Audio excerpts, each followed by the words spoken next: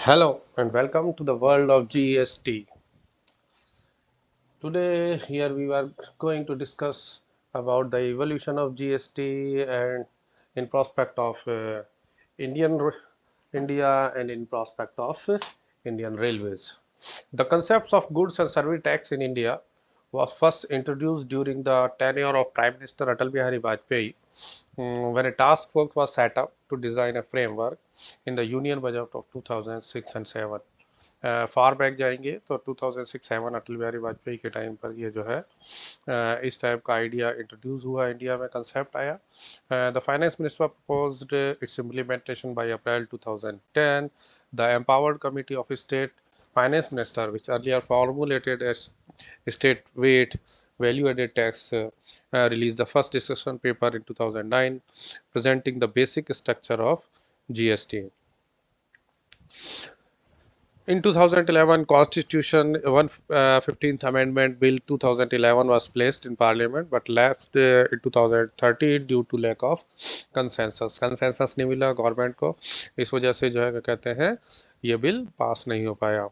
Constitution 22nd Amendment Bill 2014 was introduced और अगस्त 2000 bill pass by both the houses in parliament 2014 में आया, then 2016 में पास हो गया. Then 2016, following ratification by state and presidential assents, it became the Constitution 100 First Amendment Act 2016, which provided the legal foundation for GST. Subsequently, the CGST, IGST, UTGST, and Compensation Act were enacted in April 2017. Finally, on 1st July 2017, GST was launched at the Central Hall of Parliament by Prime Minister Narendra Modi ji in the presence of President Pranab Mukherjee. तो ये इसकी जो है क्या कहते हैं constitutional journey रही GST की कि 2000 जो है क्या कहते हैं 1 जुलाई 2017 को ये लॉन्च हो गया इंडिया में. जीएसटी का जो कंसेप्ट है वो क्या है था, उसके पीछे ऑब्जेक्ट था one nation one tax one market. GST is now regarded as India's most significant indirect tax reforms, unifying the nation into one nation, one tax, one market. ये 1 जुलाई 2017 को इम्प्लीमेंट हुआ. इसका प्राइमरी ऑब्जेक्टिव ये था कि जो जितना भी पूरा का पूरा जो देश है वो किसी एक सिंगल टैक्स रिजीम में आना. इसका एम ये था कि मल्टीपल लेयर्स ऑफ टैक्सेशन थी जो इसको एलिमिनेट करना, which it has successfully done over the period of years. धीरे धीरे समाप्त हो गई. Compliance simplification. Under GST, all the major indirect taxes were subsumed into one. It has greatly reduced the compliance burden on taxpayers and eased tax administration for the government. मैं राशिद अशकारी ज़रा सा solution से track of learning मैं आपके समक्ष लगातार videos लेकर आता रहता हूं. अगर आपको मेरी वीडियो पसंद आती है तो आप कृपया मेरे चैनल को सब्सक्राइब करें ताकि लगातार आपको वीडियो मिलती रहे. Let continue to the subject. Pre GST versus post GST. Pre GST regime में क्या होता था? प्री जीएसटी रिजीम में assessee has to file the various returns under central excise, service tax and west. विभिन्न तरह के टैक्स होते थे जैसे सेंट्रल एक्साइज टैक्स होता था, सर्विस टैक्स होता था, वेट होता था. लेकिन जीएसटी के बाद क्या हुआ कि एक ही जो है क्या कहते हैं टैक्स बन गया. There are several other objectives for which the government replaced existing indirect taxes with GST. Simplified compliance, unified tax structure, reduced tax cascading यानी टैक्स के ऊपर tax.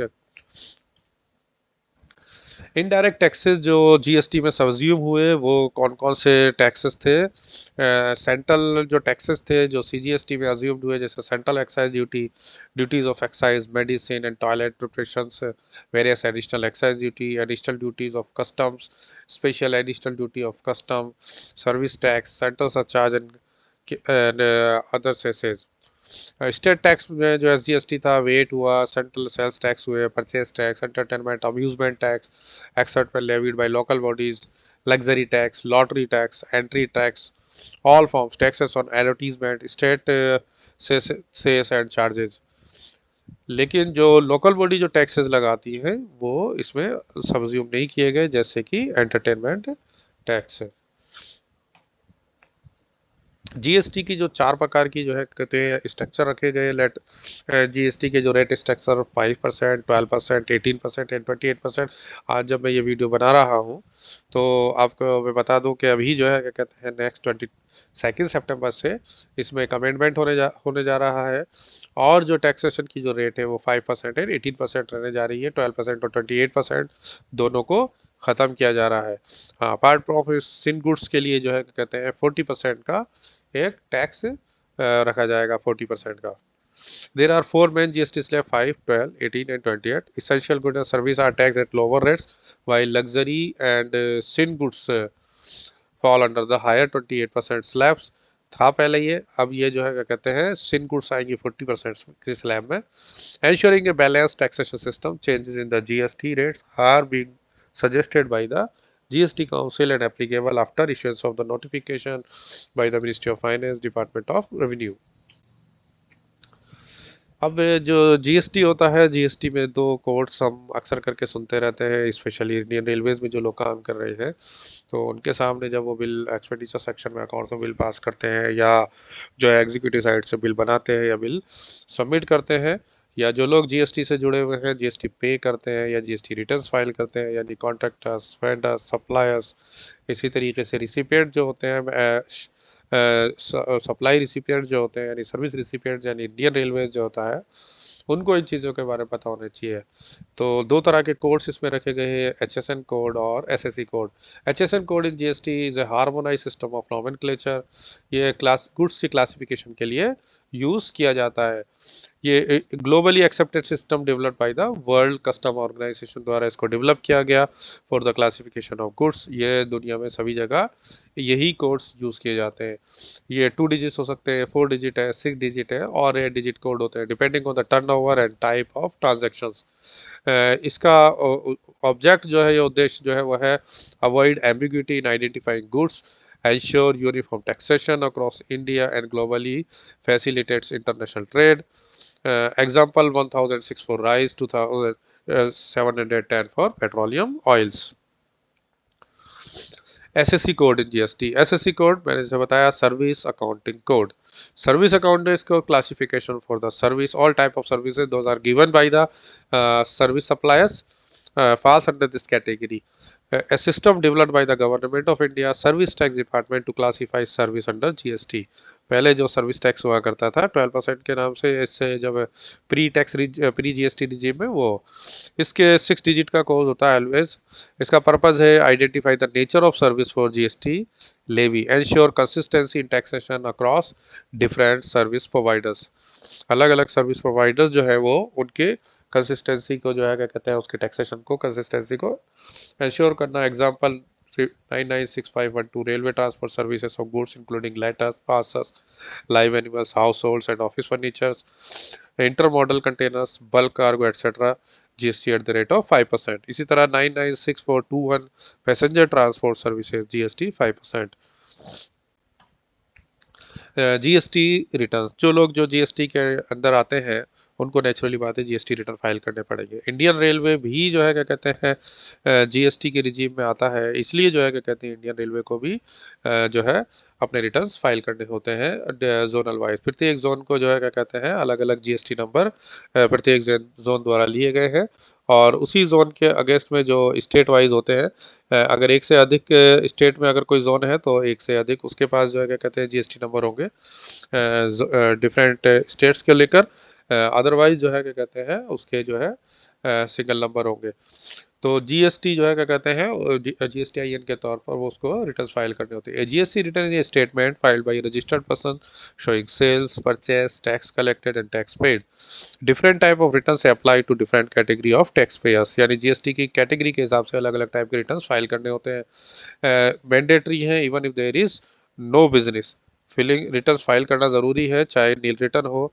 Due dates based on return type monthly, quarterly, annually, इसके लिए due dates भी हैं। Benefits ensures input tax credit flow, tax compliance and transparency.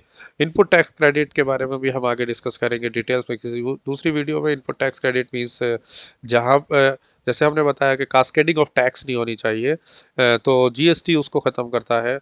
Suppose कीजिए एक service जो है क्या कहते हैं, मैं सप्लाई कर किसी को देने के लिए मैं कुछ सामान खरीदता हूँ, तो उस सामान पे लगने वाला जो टैक्स है, नेचुरली बात है, जिसको मैं सर्विस सप्लाई करता हूँ और जो एंड यूज़र है उससे मैं वो जीएसटी प्राप्त कर लेता हूँ, तो जीएसटी दो जगह नहीं लगाया जा सकता। तो इसीलिए जो जीएसटी मेरे द्वारा पे किया गया है वो मुझे वापस मिल जाता है, that is input tax, called input tax credit. Regular tax payers कौन कौन से रिटर्न भरते हैं? GSTR 1, detail of outward supplies यानी sales, monthly turnover greater than 5 crore हो तो ये, क्वार्टरली लेस देन और इक्वल, जो है कहते हैं equal to ₹5 crore under QRMP scheme, quarterly returns monthly payment scheme के तहत जो है क्या कहते हैं उनको क्वार्टरली भर सकते हैं। GSTR 3B, summary return showing tax liability, ITC claim and net tax payable, monthly भरे जाते हैं और क्वार्टरली भरे जाएंगे। GSTR 9, annual return consolidated all supplies, ITC tax paid etcetera, mandatory for tax payer except few exempted categories. GSTR 9C, reconciliation statement certified by CMA if turnover is greater than ₹5 crore, then GST 9C भरा जाता है। मेरे ख्याल में सभी लोगों को इसको जानने की आवश्यकता है कि GSTR 1 क्या होता है, 3B क्या होता है, 9 क्या होता है, 9C क्या होता है। इसी तरीके से स्पेशल रिटर्न्स होते हैं इसके अंतर्गत। GSTR 4 for composition scheme, tax payer filed annually from financial year 2019-20 onwards, जो कंपोजिशन स्कीम में आते हैं। GSTR 5 for non-resident taxable person, GSTR 7 for person required to deduct TDS under GST, CMP 0 quarterly statement cum challan for composition taxpayers, GSTR 6 for input service distributions के लिए, GSTR 8 for e-commerce operators जो कल TCS collect करते हैं उनके लिए। तो इस तरीके से GSTR 1 की कंप्लायंस और जो है क्या कहते हैं टैक्स पेयर के लिए जो कैलेंडर होता है वो इस टाइप से होता है कि GSTR 1 होती है डिटेल ऑफ आउटवर्ड सप्लाई, जैसे मैंने बताया मंथली भरा जाएगा 11th of the next month. GSTR 3B 20th of the next month. Quarterly भरने वालों के लिए 22nd और 21st of the month after quarter, quarter खत्म होने के नेक्स्ट मंथ को। GSTR 9 जो है वो एनुअली भरा जाएगा 31st December of next financial year. GSTR 9C जो है क्या कहते हैं वो 31st दिसंबर नेक्स्ट फाइनेंशियल एनुअली भरा जाएगा। Reconciliation statement if turnover is greater than ₹5 crore. इसी तरह CMP 08 जो है वो 18th of the month after quarter भरा जाएगा, क्वार्टरली भरा जाएगा। Settlement come challan for self assess tax. इसी तरह GSTR 4 एनुअल रिटर्न होता है, एनुअली भरा जाएगा 30th April of next financial year. GSTR 5 non resident taxable, monthly भरा जाएगा 20th of next month. GSTR 6 13th of the next month. GSTR 7 10th of the next month. GSTR 8 10th of the next month. इस तरीके से इनके calendars है कि किस किस तरीके से उसको कब कब भरा जाना होता है GSTR रिटर्न्स को। तो ये जीएसटी की फाइलिंग की मैंने एक समरी बनाई है कि किस किस तरीके से हर 10वें को GSTR 7, GSTR 8, 11th को GSTR 1 मंथली, 30th को GSTR 1 क्वार्टरली QRMP या GSTR 6, 18th को CMP 08 कंपोजिशन में, 20th को GSTR 3B monthly, GSTR 5 NRTP, 22nd को और 24th को GSTR 3B QRMP के लिए और 31st दिसंबर को एनुअल रिटर्न 9 और 9C। Status of railways in GST regime. यहाँ पर हम समझने का प्रयास करेंगे कि जीएसटी रिजीम में इंडियन रेलवेज कहाँ पर बैठती है, उसके लिए कॉन्स्टिट्यूशनल प्रोविजंस क्या है, टैक्स लायबिलिटीज क्या है, एग्जम्पशंस क्या है और ITC input tax credit eligibilities क्या है। कॉन्स्टिट्यूशनल स्टेटस ऑफ रेलवे क्या होगा? In exercise of the power conferred by the article 150 of the constitution, the president on the advice of the controller and auditor general makes the form of accounts of the union and state. So, special provisions relating to railways, post, telecommunication, and defense department states that provisions of Article 150 of the Constitution will be deemed to have been satisfied if the forms so determined are not questioned by the Controller and Comptroller General of Accounts and the Comptroller General and Auditor General of India. Therefore, as per the Article 150 of the Constitution, it appears that Northwestern Railway or other railways are covered under the definition of government. So that's why we are जो है क्या कहते हैं under the we are falls under the category of GST. Liability to pay GST by the railways. Transport of goods or passengers. GST applies to transportation service provided by railways, renting of immovable property, parking contracts, catering contractors, renting of railway building and various to various unions, valley charges, licence fee for use of railway land. इस तरीके से जो हम चीज़ें जो है अपना assets किसी दूसरे को देते हैं या ट्रांसपोर्टेशन ऑफ गुड्स और पैसेंजर करते हैं तो उसमें हम लोग जीएसटी रेलवे जो है वो पे करने की लायबिलिटी उस पर बनती है। एग्जाम्पशन भी है एनडब्ल्यू रेलवेज को। एनडब्ल्यू रेलवे मैंने यहाँ इसलिए लिया कि I am working with the Indian blue railway, that's why I took here the NW railway. Entry number 3 in the list of exemption under the GST act: pure service excluding works contract service or other composition supplies involving supply of any goods provided to the central government, state government, or union territory, or local authority, or a governmental authority by way of any activity in relation to any function entrusted to a panchayat under Article 243G of the Constitution, or to any function entrusted to a municipality under Article 243W of the Constitution. Example: maintenance of railway assets such as cables, online equipments, telephone lines, etc., which involve supply of material, will be covered under works contract service, and hence GST shall be charged by such agencies according to terms the agreement. यानी इस तरह की चीज़ों पे supply लगेगी। Entry number 3 in the list of exemption under the GST, इनके अलावा नहीं लगेगी। More exemption to railways. Entry number 6 in the list of exemption under the GST Act: service by the central government, state government, union territory और local authority excluding the following services. इनके अलावा जो मैंने लिखा है उसके अलावा कोई सर्विस अगर दी जाती है तो उस पर service by the Department of Post by way of speed post, express parcel post, life insurance and agency services provided to a person other than the central government, state government, union territory and the Ministry of Railways, तो उस पर tax लगेगा। ठीक है। Transport of goods और passenger, इस पे लगेगा। Service in service by central government, state government, union territory और local authority exclude the following, इनके अलावा सब पे लगेगा। ठीक है।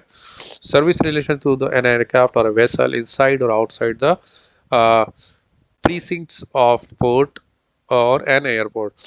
Any service other than service covered under the clause 1, 2, 3 above provided to business and entities. Passenger transport exemption. Entry number 70 in the list of exemption under the GST Act: service of transportation of passenger with or without accompanied belongings by railway in a class other than first class और and air condition coach. इसके अलावा अगर first class और air condition coach के अलावा किसी और coach में बैठेगा तो उस पर जीएसटी नहीं लगेगा। रिसेंट एग्जाम्पशन जो है क्या कहते हैं वो exam notification number 4/2024 central tax rate dated 12/7/2024 के अनुसार platform tickets, sale of platform tickets except from GST, retiring waiting rooms, facility of retiring rooms, waiting rooms is exempted, cloak room services exempted from the service, battery car services, operated car service at the station is also exemption from the GST. Service provided by one zone, one division under Ministry of Railways Indian Railway to another zones division under Ministry of Railway Indian Railway with effect from 7/2024। यानी एक zone से दूसरे zone, एक division दूसरे division को अगर कोई service दी जाती है तो उस पर भी जीएसटी नहीं लगेगा। अब आता है GST flaggings. Indian railway is eligible to ITC और services only and the applicable provision is as under। जो हम जीएसटी फ्लैगिंग करते हैं specially to take the exemption और to take the ITC input tax credit, तो उसके लिए ये जो है क्या कहते हैं जीएसटी रिजीम में इसको है जीएसटी फ्लैगिंग्स आता है। मैं इसको जीएसटी फ्लैगिंग्स को यहाँ पर आपको थोड़ा सा समझाने का प्रयास करूँगा कि किस तरीके से ये जीएसटी रिजीम में आता है, इसमें किस तरीके से फुल क्रेडिट्स होते हैं या पार्ट क्रेडिट होते हैं, इसकी ज़रूरत क्यों पड़ती है, ये मैं यहाँ बताने की कोशिश करूँगा आपको। GST flaggings: Indian Railway is eligible to ITC on services only and the applicable provision is as under। T1 non business related activities होती हैं इसमें, यानी हम लोग क्या होता है जब अकाउंट्स में कोई भी बिल पास करते हैं या एग्जीक्यूटिव का जो हमें बिल फॉरवर्ड करता है तो आजकल जो है आपने यूडीएम पे भी देखा होगा कि वहाँ पर उसको जो है क्या कहते हैं जीएसटी की फ्लैगिंग करनी होती है। तो ये जीएसटी की फ्लैगिंग का जो ऑब्जेक्ट है ताकि हमें पता चल जाए उस फ्लैगिंग से ही कि whether we are going to get the ITC और नॉट, तो इसलिए प्रॉपर फ्लैगिंग होनी चाहिए ताकि उसी के हिसाब से रिटर्न्स को फाइल किया जा सके और उसी तरीके से उनके ऊपर नज़र रखी जा सके या मॉनिटर की जा सके कि इसमें हमारा हिस्सा बनता था आईटीसी का, परंतु हमें आईटीसी मिला या नहीं मिला। तो इस वजह से T1 non business related activities के लिए T1, T2 जो एग्जाम्प्ट कैटेगरीज है, T3 रिस्ट्रिक्टेड है, T4 eligible fully can only be related to service, C2 partial credit common credit can only be related to service. All input service use for business purpose are apparently available for ITC except restricted items under T3 subject to availability of original and valid tax invoices Goods are not eligible for any ITC. It can be either T1 or T2 or T3. However, sleepers purchased by Indian Railway or onward supplied to RVNL, where tax invoice is raised on RVNL, ITC is available only in respect of purchase of such sleepers against the tax liability arise in form of supply of sleepers to RVNL. T1 T2 categories T1 categories में क्या आएगा, जो non business supply है, जैसे hospital, health, clinical related services, school, education related services, colony, cleanliness, maintenance related services, staff welfare related services, ये category कैसी है, non business categories है, तो इसमें हमें आईटीसी नहीं मिलेगा। नॉन पे tax credit available for T1 and T2 category, जैसे मैंने बताया, क्योंकि हम ही इसके एंड यूजर हैं, तो हम ही इस सर्विस को पूरा ले रहे हैं, तो इसलिए इस पर कोई हमें आईटीसी रिटर्न नहीं मिलेगा। T2 exempt supply related goods or service which are used exclusively for exempt supply like non-AC coaches, sleeper, second class passenger services, goods or service which are used exclusively for exempt supplies, तो भी हमें tax credit नहीं मिलेगा। यानी अगर आपने जो है क्या कहते हैं स्लीपर कोचेस के लिए अगर कोई हमने जो है क्या कहते हैं मेंटेनेंस वगैरह किया है, तो उस पर भी हमें जो है क्या कहते हैं वो नहीं मिलेगा exemption. T3 restricted items. No input tax credit is available for the following restricted items. Motor vehicle, hiring charges of vehicle, ITC not available on purchase और हायरिंग ऑफ मोटर व्हीकल्स, हमने परचेज करके रख लिया यानी asset create कर लिया। Food catering services, no ITC on food and catering services provided. Works contract except service in respect to plant and machinery. LTC benefit given to the employee, life insurance and health insurance of the employee, इस पे हमें जो GST का ITC नहीं मिलेगा, वो restricted है from ITC से। अब आता है फुल क्रेडिट एंड C2 यानी partial credit. Full credit in respect of exclusively taxable supply like AC coaches and taxable freight, यानी ऐसे जहाँ पर अपन ऐसा मेंटेनेंस करते हैं जो सिर्फ एसी कोचेस के लिए या फर्स्ट क्लास कोचेस के लिए होता है, तो वहाँ उस एसी कोच मेंटेनेंस के लिए हमें जो है क्या कहते हैं T4 कैटेगरीज में हमें मिलेगा। Linear service, petrol services for AC coaches, AC maintenance, AMC in AC coaches, on board housekeeping services in AC coaches, या फुल क्रेडिट हम लोगों को मिलेगा। क्योंकि यहाँ पर हम नीचे 5% जीएसटी लेते हैं, तो 5% हम वहाँ से लेंगे, अपार्ट फ्रॉम इट के हम 18% देते हैं, तो हमें मिलेगा उसका difference. Input service except T3 items like telephone, mobile phone, mechanising, station cleaning, cleaning of equipments, running rooms, consultancy charges, OBHS, bank charges, AMC of all types, and other repairing services, maintenance services, first contracts, etc. C2 also include maintenance contracts, courier service, data transmission service, goods transfer agency service, security service, police and fire protection service, hotel stay by employee, staff officers inside Odisha, where invoices contain GST in of Ministry of Railway, और उन सभी को जो है क्या कहते हैं full credit या पार्शियल क्रेडिट मिलेगा, सॉरी C2 में, तो वो पार्शियल क्रेडिट हमें लोगों को मिलेगा, रेलवेज को। इसके अलावा आता है जीएसटी फ्लैगिंग को, अगर मैं इसको सिलेक्ट बाय देखूं तो T1 non business non ITC covers input service use for non business purpose, जैसे मैंने बताया हॉस्पिटल या welfare building colony etcetera. T2 exempt supply non ITC input service use exclusively for exempt supply like non AC और sleeper class transport, no ITC allowed. Restricted inputs non-ITC covered service where ITC is partially or wholly blocked, such as motor vehicle hire, catering works, contracts, employee insurance, LTC, no ITC मिलेगा, जिसमें हमने पूरा का पूरा खुद use किया। T4 fully eligible या full ITC मिलेगा, जिसमें input services are used exclusive for taxable supplies, example AC coaches के लिए हमने कुछ मेंटेनेंस किया, ऑनबोर्ड हाउसकीपिंग करी, लीनियर सर्विस दी और eligible for full ITC. Common और पार्शियल क्रेडिट मिलेगा, जहां पर input service use partially for business and partially for other purpose, example phone, cleaning, consultancy, security, GTA, AMC etcetera. ITC claimed on a proportionate basis proportionally हमें मिलेगा, यानी C2 common और partial credit मिलता है इसमें भी हमें। आखिर जीएसटी फ्लैगिंग मैटर क्यों करती है हमारे लिए? इससे accurate allocation of GST credit, ताकि जीएसटी का जो क्रेडिट है वो एक्यूरेटली अलोकेट हो सके। Proper categorisation ensure that Indian railway claims the correct amount of input tax credit. ये हमारा इंटरनल सिस्टम है, फ्लैगिंग जो सिस्टम है ये इंडियन रेलवे का इंटरनल सिस्टम है, इसका किसी और से लेना देना नहीं है। ये हम अपने सहूलत के लिए कर रहे हैं कि हमें एग्जैक्टली पता चल सके कि इनपुट टैक्स क्रेडिट हमारा कितना है, प्रॉपरली कैटेगराइज करके हमारी सर्विस से इसको। Compliance with GST rules, compliance with GST on blocked, exempt और नॉन बिजनेस सर्विसेज, उनको बिल्कुल अलग अलग करके, ठीक है। Efficient accounting and reconciliation, efficient accounting and reconciliation in ERP system like iPass, that T-flagging system helps Indian Railway maintain GST compliance while maximizing legitimate input tax credit items. So this was the summary of how the GST evolved, or what are the returns, how what is the HSN and SSC codes, and how the returns are filled, what number of returns filled by GSTR 1, 3B, etc. Apart from it, the flagging system of the Indian Railways to segregate the items on the basis of ITC claim, or in the business, non-business activities, service activities, etc. I think it can be available for you, सभी लोगों के लिए GST के बारे में जो थोड़ा समझना चाहते हैं। आप अपने जो है क्या कहते हैं कमेंट्स मुझे लगातार देते रहें, बताते रहें, ताकि मुझे जो है क्या कहते हैं अपनी वीडियोस को और अच्छा करने में मदद मिले। मेरी वीडियो को देखने के लिए थैंक यू, धन्यवाद।